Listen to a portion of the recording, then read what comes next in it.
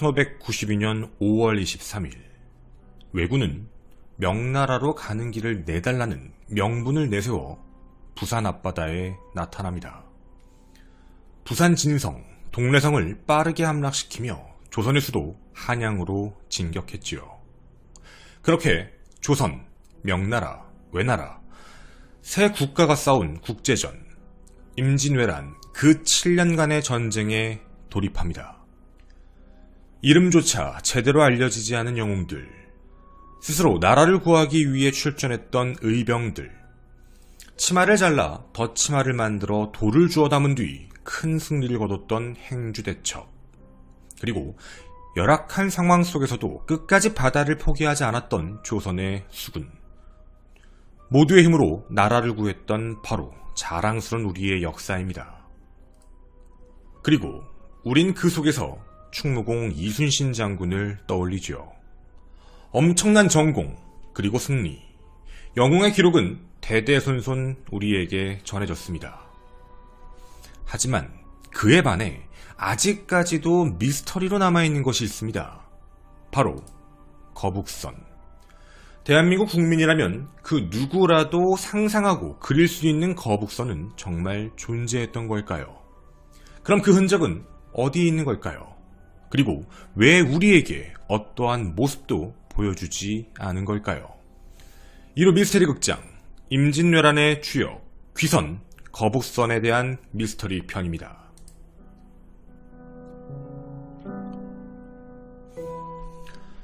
안녕하십니까. 전국 유튜브 독자 여러분, 아프리카TV 시청자 여러분, 김원입니다. 저희가 이 컨텐츠를 준비할 때 누군가 이런 이야기를 했습니다. 거북선은 실제로 존재하는 것이 아니라 그냥 외적에게 공포를 주었던 상징적인 존재였다. 정말 우리가 이 말을 믿어야 될까요?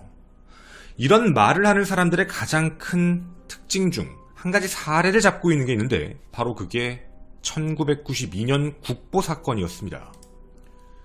1989년 해군사관학교에서 충무공 해저유물 발굴단이 창설되어 1992년 8월 18일 한산도 문어포 인근 해역에서 거북선에 사용된 총통을 찾았다라는 사건입니다. 조선수군의 의지까지 새겨져 있는 귀한별 황자 총통, 이례적으로 발견된 지 17일 만에 대한민국의 국보로 지정됩니다. 하지만 이는 1996년 골동품 상에서 구입한 후 한산도의 바다에 빠뜨려 3년 넘게 실적이 없던 발굴단을 유지하기 위한 사기극으로 판명났습니다. 사실 조금만 생각해봐도 이상한 내용이긴 합니다. 역사적 기록에 존재하는 거북선이 없다라고 얘기하는 것도 이상하지만 그 거북선이 침몰을 했다라고 얘기하는 곳은 한산도가 아닙니다. 좀 공부해보신 분들은 다 기억을 하실 텐데 거북선이 모두 침몰한 곳은 칠천량입니다. 기록에도 한산도에서는 침몰 자체에 대한 기록이 없는데 그곳을 수색한다는 건 교전 당시 어쩌다가 실수로 총통을 떨어뜨렸는데 그걸 찾았다라는 가능성이 매우 희박한 내용이었죠. 차라리 정말 수색을 한다고 얘기했으면 칠천량 수색이 훨씬 발굴 확률이 높았을 겁니다. 그래서 이걸 근거로 해서 실제로 존재하는 거 아니지 않을까라고 주장하는 것이죠. 분명 미스터리하지만 한 가지 명확한 진실은 존재합니다. 거북선은 실제로 존재했습니다. 그 기록이 모든 걸 보여주고 있습니다. 저희가 첫 번째로 얘기하고 싶은 것, 거북선 미스테리의 첫 번째, 거북선은 갑자기 나타나지 않았답니다. 태종실록 30권 좌대원 탁신의 상소문에 기록된 내용입니다. 귀선, 거북선의 법은 많은 적과 충돌하여도 적이 능히 해하지 못하니 결승에 좋은 계책이라 할 수 있다. 다시 견고하고 교묘하게 만들어 전승의 도구로 갖추자라는 내용입니다.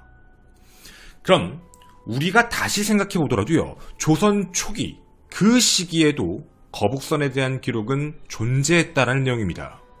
그러면 임진왜란이 발발했던 약 200년이 지난 그 시점, 거북선 자체를 아예 새롭게 창조했다라는 내용이 아니라 어느 정도 참조는 좀 했구나, 참고했구나 라고는 볼 수 있는 상황이죠. 물론 여기서 중요한 내용을 하나 꼬집고 넘어가겠습니다.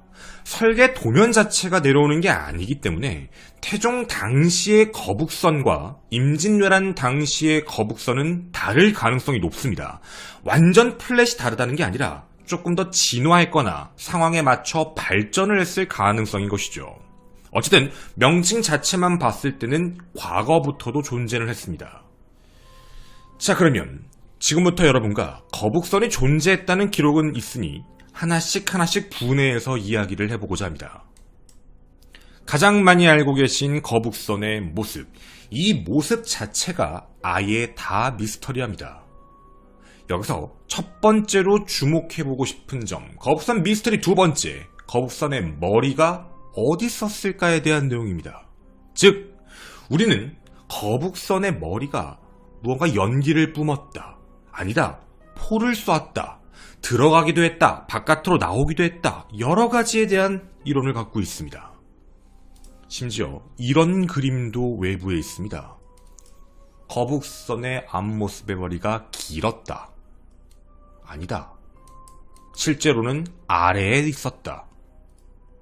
과연 무엇이 진실이었을까요?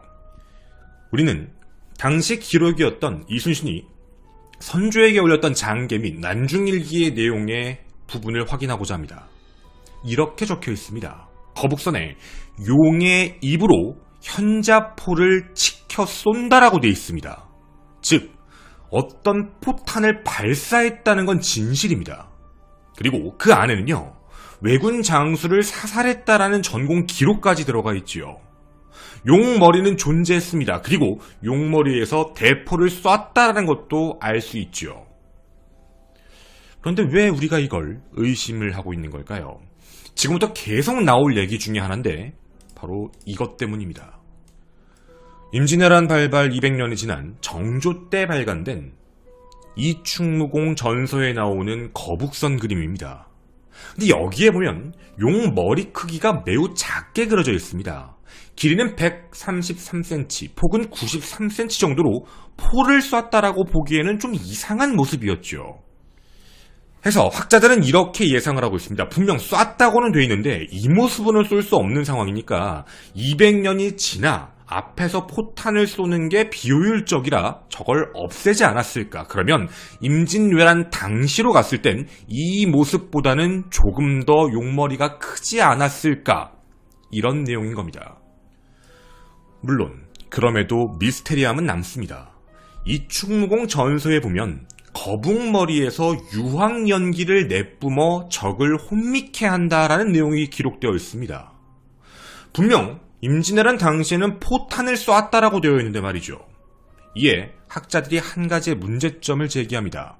만약 이런 구조의 형태로 용 머리에서 포탄을 쐈으면 굴뚝이 없는데 연기는 어디로 방출되지? 이렇게 되면 내부에 밀폐된 공간에 가득 차는 연기 때문에 아무것도 할 수 없었을 텐데 라고 예상을 하고 있습니다. 해서 거북선의 머리와 관련되어 있는 미스테리는 아직도 해결되지 않았습니다. 존재는 하지만 어떤 모습이고 어떤 행동을 했는지는 알 수가 없죠. 거북선의 미스테리함 세 번째, 뼈대에 대한 모습입니다. 정확히 말씀드리면 거북선은 몇 층 구조였을까라는 미스테리입니다. 여러분이 보시는 거북선의 모습을 대충 보시면 한 2층 정도? 밑에랑 위에 정도 있는 것 같아, 이런 생각이 드실 겁니다. 해서 초기 1933년 연희전문학교 교수였던 호러스 언더우드가 처음 제기했던 가설이 2층설이었습니다. 1층에서는 서양식의 노를 젓고 2층에서 전투원들이 전쟁을 했다라는 내용이었죠. 그런데 이 내용이 1976년에 수정이 됩니다. 그 이유는 거북선 자체의 기록을 보게 되면 노가 밑에 있지 않은 한국식, 즉 위에 있었다라는 부분이죠. 모든 그림이 그걸 보여주고 있었습니다. 해서 내용이 수정이 되는데 2층은 맞는데 1층은 선실이고 2층에 노를 젓는 격군과 전투원이 모두 있었다라는 이론이 나오게 됩니다. 거북선 자체가 낮고 빠르게 접근할 수 있고 그런 모습으로 만들어지다 보니 2층 설이라고 주장을 했던 것이죠. 근데 제가 지금 이런 이야기를 들으면 여러분도 좀 뭔가 이상하지 않으십니까? 우리도 사극을 많이 봤기 때문에 노를 젓는 사람, 포를 쏘는 사람이 따로 있다는 걸 알고 있습니다. 그런데 그걸 한 층에 그대로 두었다라고 하면 어떤 일이 발생될까요? 단순하게 말씀드리겠습니다. 노를 젓다가 노를 빼야 됩니다. 노를 뺀 구멍 옆에다가 포를 다시 설치하고 쏴야 됩니다. 그리고 포를 쏘고 나서 다시 빼고 그 다음에 다시 노를 넣고 저어야 됩니다. 누가 보더라도 비효율적이지 않을까요? 이 층설이 가지고 있는 가장 큰 문제점 자체가 거북선이면 기동력이 승패를 좌우하는 그 해전에서는 쓰일 수가 없을 가능성이 높다는 겁니다. 이거에 대한 실험의 내용이 있었는데요. 노를 젓다가 뽑고 창문을 닫고 총통을 옮기고 조준하고 불을 붙여 발사하고 다시 역행한다라고 하게 되면 공백 기간, 즉 사이의 시간 자체가 10분 이상 나오게 됩니다. 10분 이상이 나오면 어떤 일이 생길까요? 이미 적군이 거북선으로 들어왔을 겁니다. 돌파가 될 가능성이 높았다는 얘기죠. 그 10분의 비효율적인 걸 과연 냅뒀을까라는 추측이었습니다. 결국 이 층설 자체가 명확하지 않다, 이상하다라고 판단을 했지요. 나뉘어야 된다라고 예상을 한 겁니다. 해서 우리가 알고 있는 이 모습은 잘못된 것이다 라는 이론들이 많이 나왔지요. 해서 그 이후 새롭게 나왔던 이론 바로 3층설입니다. 보시는 바와 같이 선실이 있고 노젓는 게 2층에서 이루어지고 있고 그 위에서 포를 쏘고 있었다라는 내용입니다.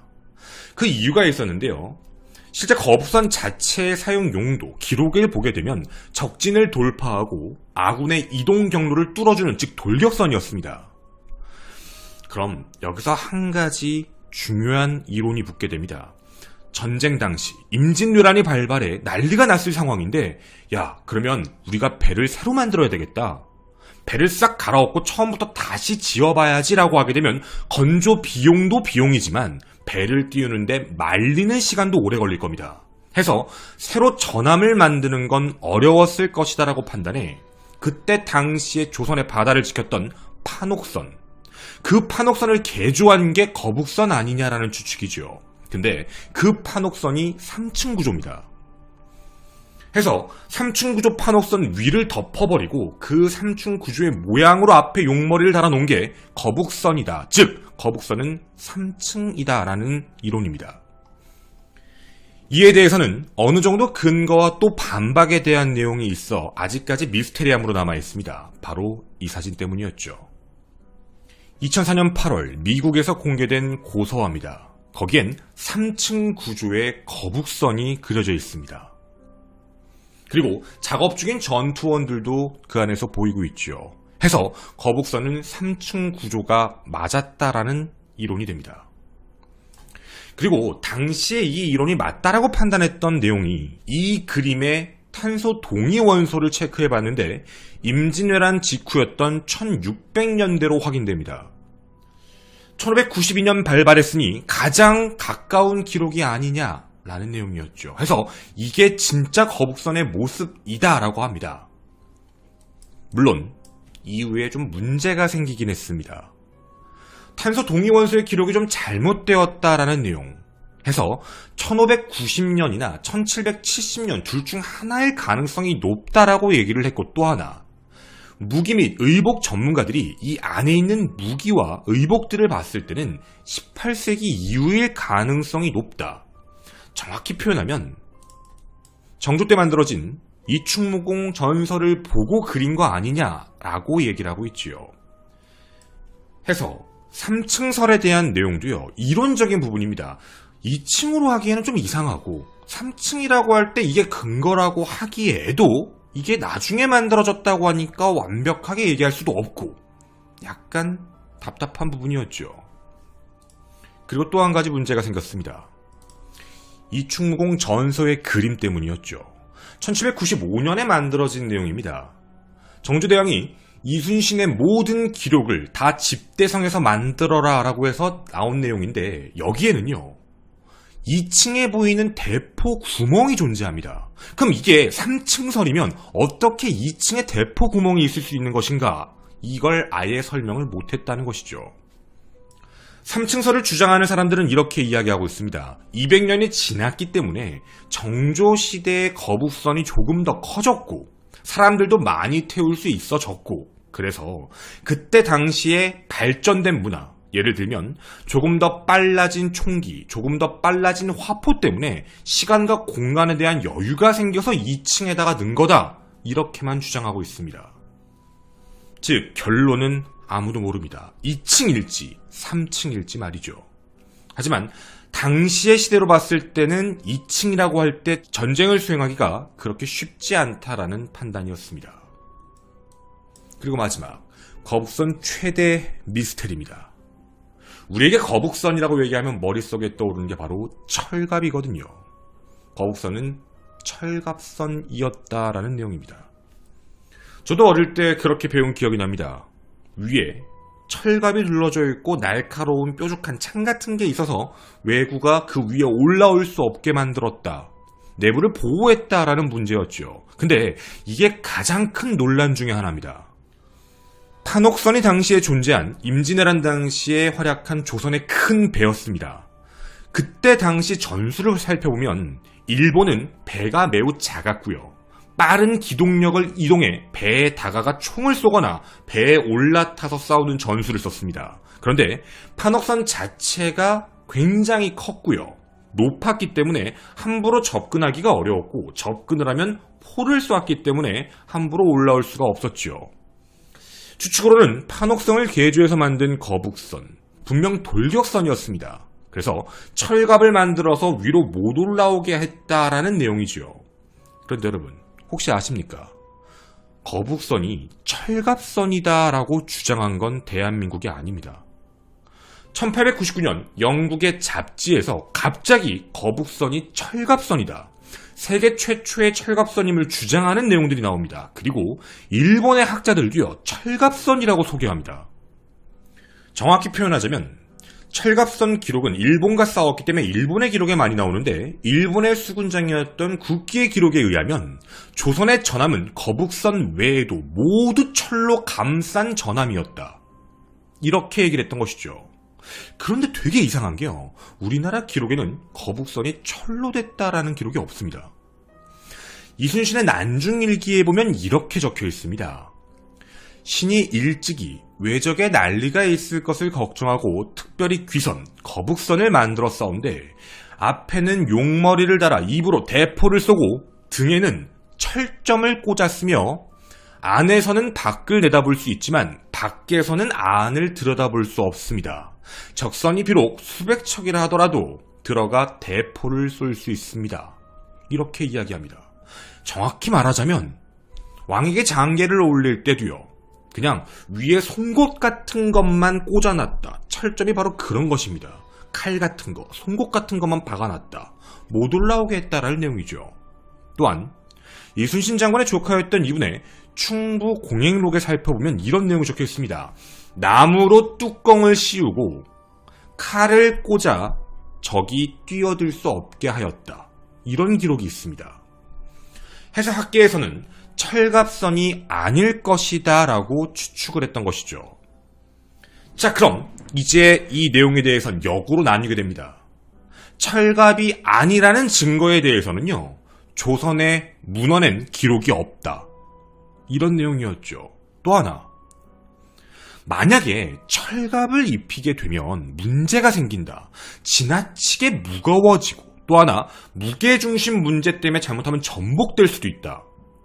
침몰할 위험성인데 굳이 이렇게 했을까라는 내용이었죠. 그런데 철갑을 둘렀다라고 주장하는 쪽은 다르게 이야기를 합니다. 크기는 판옥선과 같고 위를 판으로 덮었다라는 기록이 있다는 것이죠. 판으로 덮었다는 게 그게 바로 철이다 라는 주장인 겁니다. 그걸 왜 판이라고 했을까라는 내용이죠. 그리고 철갑선이었기 때문에 화공을 버틴 거다. 만약 판옥선 위를 나무로 덮어놨으면 분명 화공을 못 견뎠을 것이다.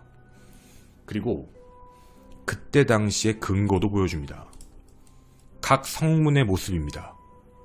두꺼운 철판을 깐 게 아니다. 나무 위에 당시에 조선의 대부분의 성에 있었던 나무 앞에 깔아놓은 철판, 이 형태의 얇은 모양의 비늘 모양의 철판을 깔았을 가능성이 있다. 해서 판옥선에도 위에 똑같이 나무를 둘러놨되 그 위에 판을 덮어놨고 거기에 칼처럼 날카로운 철침을 꽂아놓은 거 아니냐라는 추측이었습니다. 이런 내용들 때문에 적군의 돌격선이었던 거북선 위로 올라올 수도 없었고 그 안에 내부가 보이지도 않았으며 안에서는 계속해서 포탄을 쏘고 있었다라는 내용이었죠. 결국 일본은 백병전을 못했던 겁니다. 이런 결과로 판이 있었으므로 화살 및 총탄에도 끄떡이 없었으며 불에도 아무렇지 않았을 것이다 라는 내용입니다. 물론 거북선 자체를 보게 되면 좌수형 거북선에도 판 모양이 보입니다. 그래서 분명 있었을 것이다. 그런데 저게 시간이 지나면서 불필요하다는 걸 알았고 나중엔 그 판을 제거한 거 아니냐라는 추측까지 있었죠. 종가에서 내려오는 거북선의 모양도 마찬가지입니다. 앞에 있는 용머리가 안으로 들어가서 다시 화포를 장전하고 나오고 판이 있는 느낌처럼 보였기 때문이죠. 여러분은 어떻게 보셨습니까? 여러분에게 보이는 이 거북선이 과거에 실제로 조선의 바다를 지켰던 그 거북선일지는 아무도 모릅니다. 2층 구조가 아니라 3층 구조다. 조금 더 컸을 것이다. 판일 것이다. 판이 아닐 것이다. 용머리가 더 작을 거다. 더 클 것이다. 들어갈 것이다. 나올 것이다. 여러 가지 의문점들이 있죠. 하지만 분명한 건 있습니다. 거북선 자체는 역사적으로 오래되고 깊은 내용입니다. 하지만 그 모습에 대해서는 아직 알 수 없는 것뿐이죠. 모양부터 구조까지. 그렇지만 분명 자랑스러운 대한민국의 역사입니다. 그리고 바다를 지킨 귀선임에는 틀림없는 모습입니다. 여러분은 어떻게 생각하십니까? 아직도 거북선이 없다고 생각하시나요? 만약에 거북선이 있다면 여러분 마음속의 거북선의 모양은 이제 어떤 모습인가요? 둥근가요? 큰가요? 3층인가요? 2층인가요? 여러분의 의견 기다리도록 하겠습니다. 저는 김원이었습니다. 감사합니다. 뒷이야기입니다. 사실 저희들끼리 싸울 내용은 아닌 것 같습니다. 학자분들 사이에서도 말이 많고요. 또 어떤 논문도 있더라고요.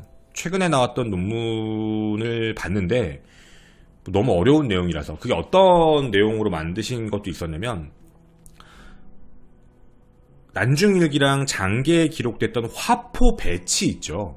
그러니까 이순신 장군이 거북선의 화포를 어떤 화포를 깔았다라는 걸 얘기를 해요. 근데 그 화포의 모양은 이제 갖고 있으니까 그 어떤 용도인지 아니까 그 화포를 배치를 시키면 2층 하나에다가는 할 수가 없다예요.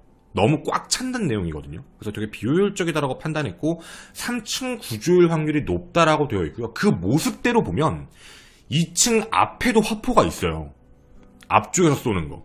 3층에도 앞, 옆 다 있어요. 그러니까 거북선이 기록대로 얘기를 해보면 어떤 느낌이냐면 판옥선의 모습의 위에다가 약간 뭐 철판을 깔았다고 치면 적군으로 쭉 들어가요. 돌격선이니까. 쭉 들어가서 빵 쏘면 그냥 어떻게 보면 전후, 좌우, 전부 사방이 그냥 다 터지는 거예요.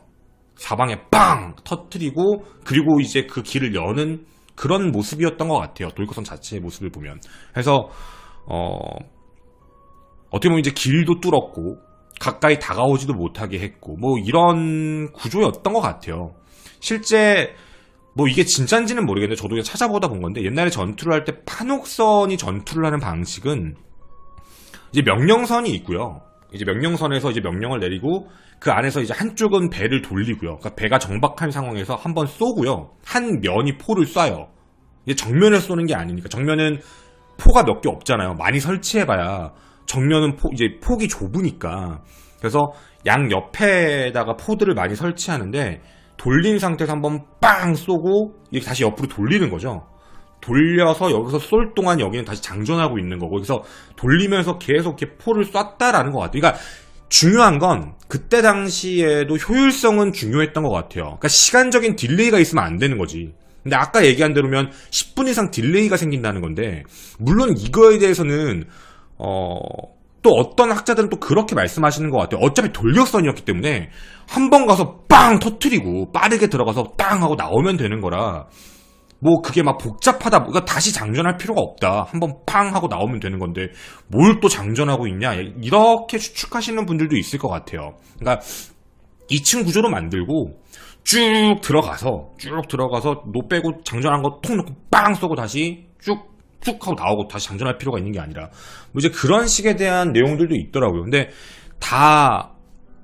사실 다 이론이에요.